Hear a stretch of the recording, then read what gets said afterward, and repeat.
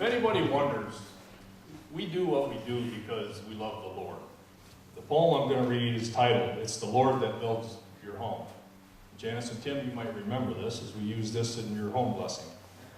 God's love is what makes a house, a home where you can live, and his love is the foundation and the tool that he builds with. Let him be the one who builds your house to be a place where others find the warmth of love and acceptance by his grace. For when you try to build your home with what you know won't last, you may end up building your future from the surplus of your past. But see this as a new beginning, a new life to pursue, a fresh new start and future hope that God has given you. And you guys, the tables were turned on us a little bit tonight because we truly wanted to do this to say goodbye to you and to thank you for what you've done for us. And it kind of got twisted around, and I think you guys did a dinner for us, but I don't know how to explain it, and I'll try maybe a little later, but you guys have changed the lives of every one of us that have come through your town. You truly have. Thank you. I came here in October, right when we were moving out of the church up on the hill, and I was a little disappointed to move up on the hill because I was kind of hoping to live down here in the town, but even though being up on the hill, away from everybody else, it has its beauties that back in Indiana you don't have. You don't have the mountains, you don't have the winding roads, you don't have as many deer running across the road when you're trying to drive. I mean, I'm pretty sure I saw more deer in one day than I've seen in my entire life back home, but that's beside the point. I also want to thank everybody who's a part of the church. You've been my church family since I don't have my church family with me. I also have some special friends like Sam and John and Paul and Kara. I don't know if anybody else in the small group is here tonight or not, but just people close to my age to hang out with every Thursday night. It's been also a great support. And I want to thank Charlie for starting soccer, so whenever I go play again, I can play my skills on learning it all here. And I just want to thank you all for letting me come and work in your homes and getting to know you. And this probably won't be the last time you'll see me. I'll probably have to come back and visit every now and then. I work in our offices in New Windsor, and so it's always a blessing for me to get out and get into the communities that we serve and work the places that we work. Over the past 7 years that I've been doing this, there aren't any communities that I've ever seen that are alike, right? I meet a lot of different people, been in a lot of different communities. Each town's different, each recovery, each response is unique. But one thing remains the same. No community is the same after such destruction. Some buildings are torn down, never to be rebuilt. Some are repaired. Some are rebuilt. And some are in the process of being rebuilt. But so too is it's the same with our lives, right? They'll never be the same. I know for myself, I've been touched. I think each and every one of us have been touched by someone in one way or another throughout this response.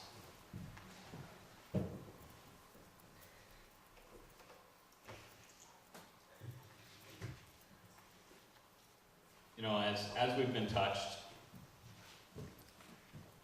there may be parts of our own lives that have been torn down, never to be rebuilt. There might be parts of our lives that are being rebuilt or have been repaired, parts that are kind of in repair, right?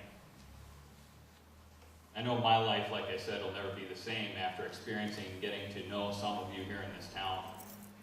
And I know the lives of our volunteers will never be the same, as Jeff pointed out. And that's true.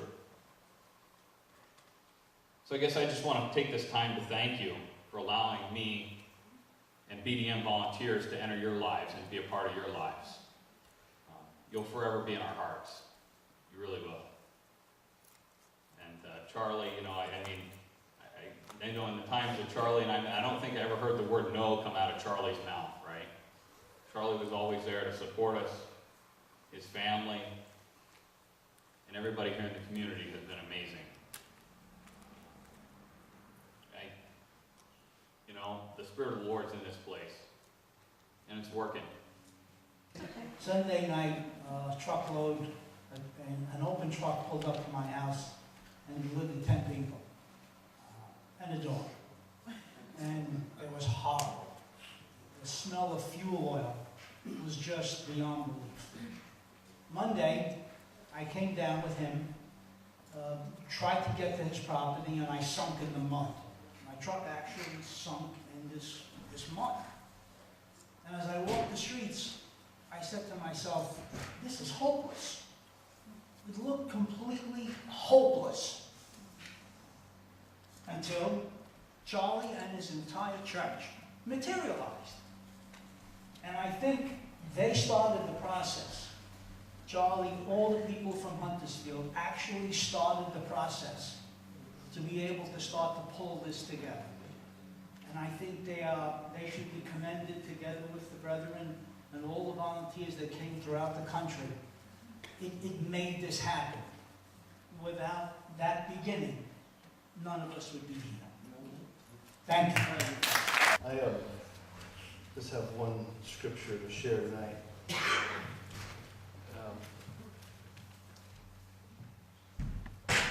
All the world religions, they have some similar passages of writings that you can kind of compare notes with, you know. I want to read a couple of them. One of the disciples of Shammah had come to him. He was a Jewish teacher, and he said, "Can you teach me the entire law while I stand on one leg?" And the reply was, "What is hateful to yourself, do to no other." It's good. That's good advice, right? What is hateful to yourself, don't do that to anybody else. The book of Tobit, what thou thyself hatest, to no other man do. Sounds very familiar, doesn't it? And it sounds good, right? Confucius say, what you do not want done to yourself, do not do to others. Very same writings in Buddhism. And so you start thinking about this, about how to deal with neighbors, right? And you think, whatever you don't want done to yourself, don't do that to anyone else. Christianity, on the other hand, puts it in a whole different realm. Jesus comes on the scene and speaks to it not as a negative, not as a saying, okay, just keep your boundaries and set your fences up and kind of, don't disturb your neighbor because you don't want them to disturb you. All the world religions have put it in a negative, that kind of thought in a negative realm, and just kind of keep to yourself because you don't want anybody else to bug you. Jesus comes on the scene, and what does he say? It's the golden rule. Yeah, do to others what you want them to do to you. Whole different thing, isn't it? Whole different reality. It's not about, I'm not going to bug you, you don't bug me. No, the Christian says, I'm going to go do to my neighbors what I would want somebody to do for me. Back in the first January that would have been January 2012, a year and some ago, there was a bunch of volunteers working on the street in some house, and one of the homeowners, the people in the town came up to me, and they had been watching the volunteers for a little while, and we got this conversation, and they said, hey, where do all those volunteers come from? So I said, well, some are from California, they're from Wisconsin and Michigan, some Jersey. They said, no. How do they get here? I said, well, some flew and some drove. No, who pays them? Who pays them to come? And I said, no, they pay to come. They take their personal time and their vacation time, and they pay for their own plane ticket and their own way to get here, and then they pay to stay. They help with the bills when they get here. And do you know the Buddhists didn't ever come through the volunteer process or the world religions? No. but Christians came from all over this nation and from other nations, actually from Canada. And they came to give you and to do to you what they would want done to them. So town, I want you to think about that for a minute. One of the things my brother prayed about 3 years ago, we were having a men's prayer, and one of the things he prayed was that somehow the Lord would bring unity to this town.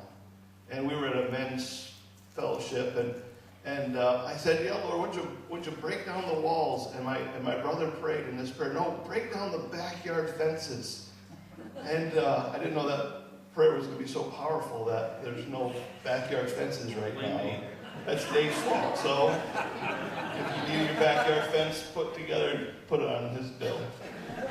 But I want to encourage you as you go forward. You know, there's a lot of things, town, we could get upset and angry about, or we could react different ways.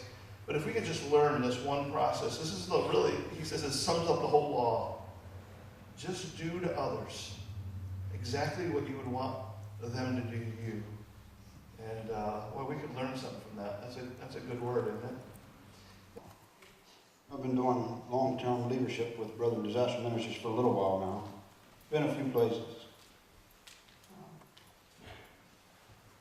Every place touches you a little bit different.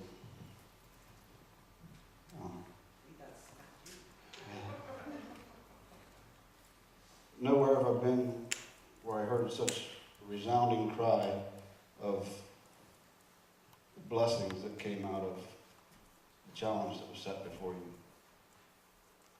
Nowhere have I been that I've met so many people in the community that echoed the sentiment that through this trial, you've become closer and stronger.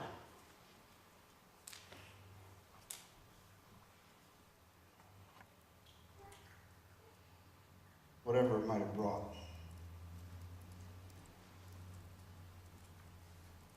It brought love. It brought community.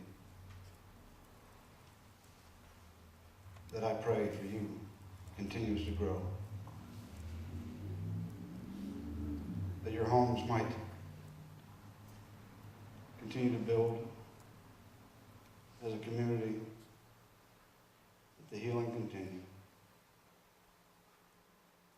And you might grow stronger and yet stronger as a family. I guess I might have had a clue when I first got to town. Being in leadership quite some time ago, I developed the coined phrase of our groups come in on Sunday night.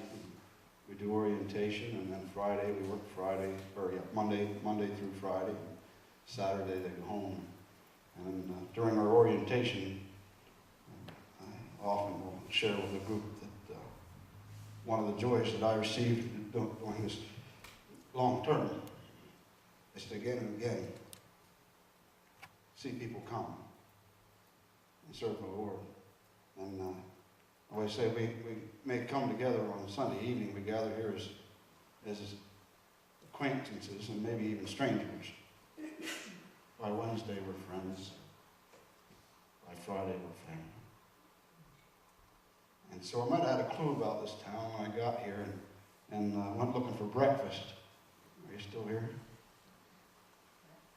Beth? No. You've been right in front of me. Sorry?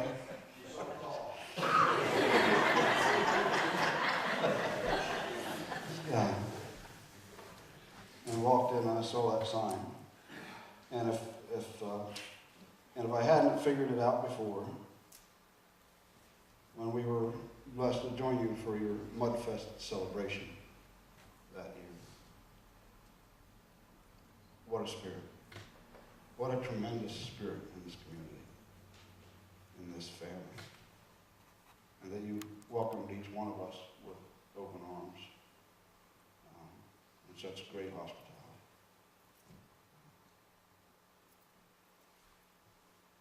May the Lord bless and keep you all the days of your life.